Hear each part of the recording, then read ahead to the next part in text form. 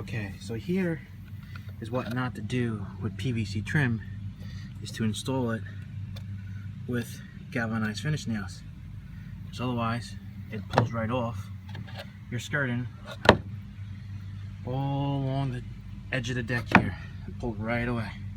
But here, I'm going to use some Fastener Master, the Cortex, some plugs, some screws, and the tip with my Milwaukee M12 should be good to go.